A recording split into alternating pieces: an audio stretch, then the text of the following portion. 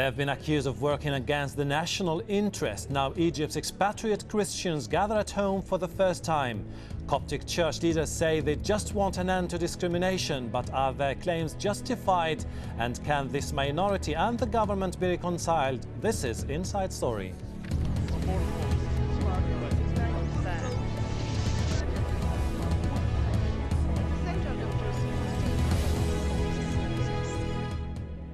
Hello, I'm Hashim Mahel-Bara. They belong to one of the world's oldest religions, yet only now are they staging their first conference in the country where their faith was born. Coptic Christians from around the world have been meeting in Egypt and discussing ways to fight what they see as social and political discrimination. They say recent signs from the government have been encouraging, but claim much remains to be done. From Cairo, Amr Al-Kahki reports. It is the first time the Expatriate Copts conference is held in Egypt. 30 activists, including the heads of 14 Coptic organizations from all over the West and Australia, converged to Egypt to discuss equality in citizenship. Several conferences have been held in America and Europe, where Copts testified that they were persecuted in Egypt. This led to international criticism against Egypt, which is why some accuse the Expatriate Copts of treason and inciting foreign governments against their own country. We have noticed some, let me call it signals, that we are welcome to hold our conferences in Egypt. We are giving it a trial. I am personally seeing some positive signs, and I think, and I hope at the same time, that there is a political will to do something in the Coptic file. Tensions only started in the 1970s with the rise of fundamental Muslim groups. Clashes between both communities resulted in loss of lives and destruction of personal properties. The Coptic population is officially estimated at 10% of Egypt's 70 million. But Copts say that their population is much more than that. As a religious minority, they are concerned about their rights and want to be fairly represented in Egypt's political life. I think we have major issues with the church constructions. We need to have the ability to build churches with no permits from the president or whatnot. We have issues with younger girls converting into Islam without their families getting to know what happens. We're not against religious freedom at all, but when minors do it, that's a major issue, and that issue needs to be addressed legislatively. We have issues of political participations. That's a major issue. Copts need to be represented in the parliament one way or another. Muslims say they also want equal opportunities in jobs and political participation. They are concerned that Copts are asking for special treatment and insist that these matters should only be handled politically and not in a sectarian or religious context. We cannot exclude the same discrimination against the majority of Egyptians.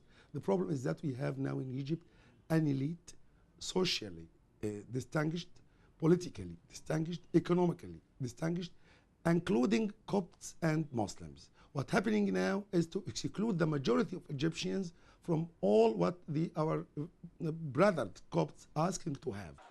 But tensions between both communities lie just under the surface, and it takes very little to trigger them, especially when it comes to religious conversion.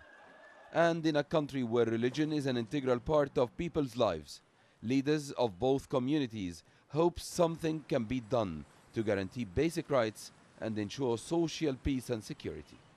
Amr Al-Kahki for Inside Story, Cairo.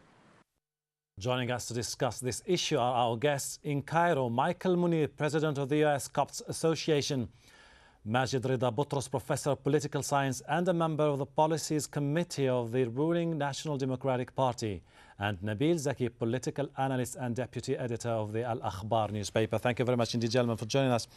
Let me start by asking Mr. Michael Munir. Mr. Michael, you're sitting in Cairo discussing issues and demands of the Coptic community. Some of the participants are very critical of the thin-skinned Egyptian government. Isn't this a sign that the Egyptians are now listening to your demands?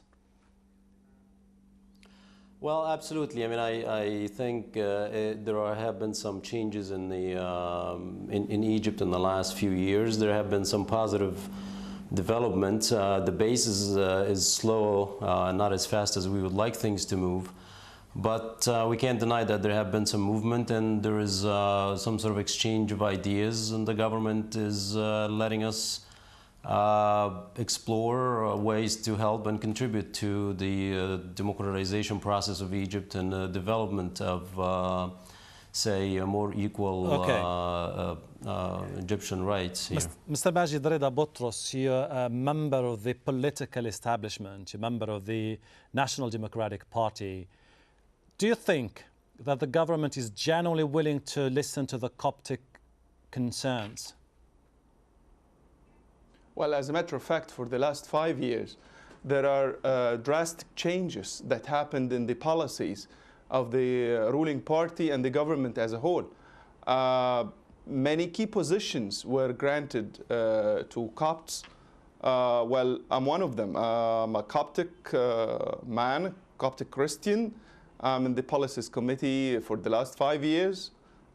Many key positions were granted to Coptics.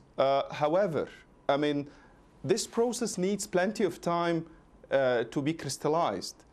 You can never start such a drastic reform in a matter of months or a year. It takes plenty of years to be tangible to everybody. Mr. Nabil Zaki, Botros is saying now that it's time factor is essential, but somebody who has been following this issue will tell you of all the Copts in the world, only two seem to be very prominent.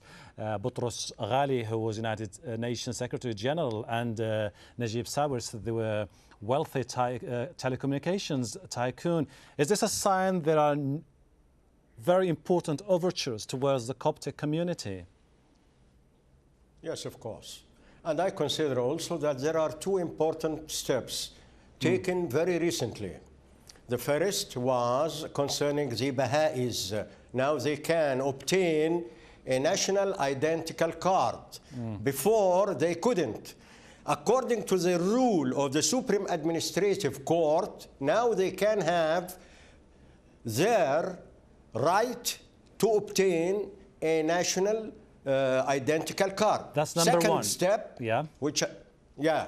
Number two, those Christians who converted to Islam and wanted to come back to be Christians can do it according to very recent rule Mr. by Nabil the Zaki, Egyptian court. I will definitely go back to that detail which was seen as a turning point. But let's just put forward some of the statistics and figures which we think could set all the issue into perspective. As we have been saying, the Coptic Church of Egypt is one of the oldest in the world. Around 1 in 10 Egyptians are Christians. The vast majority of those are Copts. They see themselves as directly descended from the ancient Egyptians. The Copts split from Roman Catholicism and the Eastern Orthodox Church in the 5th century. They've generally lived in peace with Egypt's Muslim majority, though tensions have risen in recent decades. Copts complain of discrimination at work and in the political arena and of restrictions on building churches. Around 1.5 million Copts are now living in North America, Europe and Australia. Mr. Michael, you've been meeting in the past in the United States of America and Europe. Aren't you concerned that by using a platform which has been historically very hostile to the Egyptian government and to the Egyptians, you would lose the support of the Muslim majority in Egypt? Well, I mean, I don't think the U.S. is hostile to the Egyptian government at all. These two countries are extremely friends. In addition, we've never lobbied or worked on our own. We've always had support from our Muslim brothers, Egyptian brothers who live abroad. And now we've moved our message into inside Egypt. I myself been coming to Egypt for 2 years now. Is this a change inside Egypt, finding ways to help? Is this a change in tactic, or you have decided from now onwards to operate from within Egypt?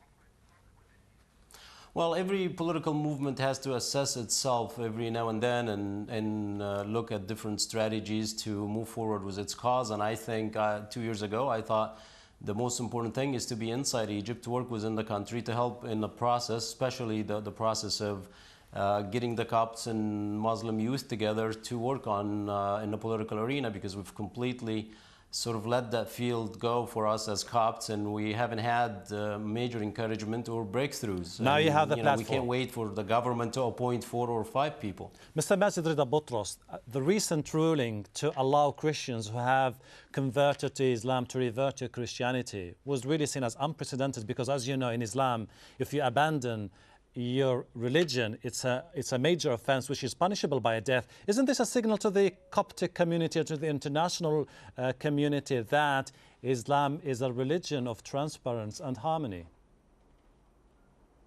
I would rather say it's a policy to enact a major strategy for the government, which is mainly secularization of this issue.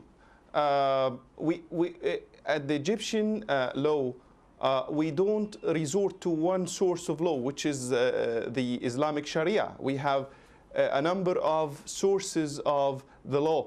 So it enacts this strategy that Egypt now is moving into being a secular state rather than a religious state.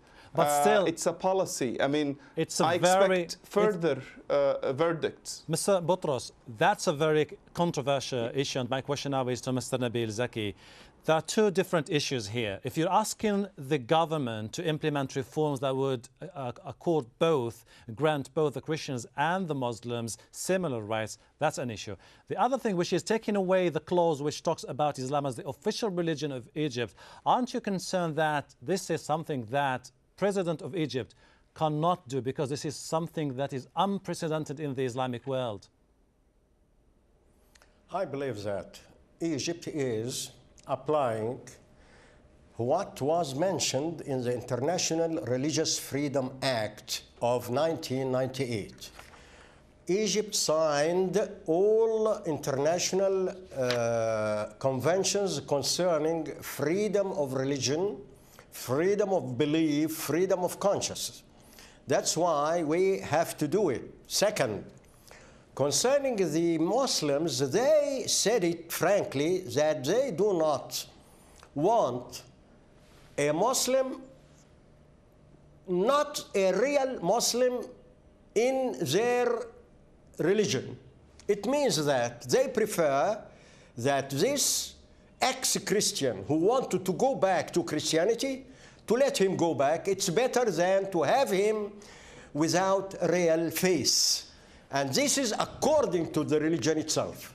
Gentlemen, time for a short break. When we come back, we look further into the claims and demands of the Coptic community. Stay with us.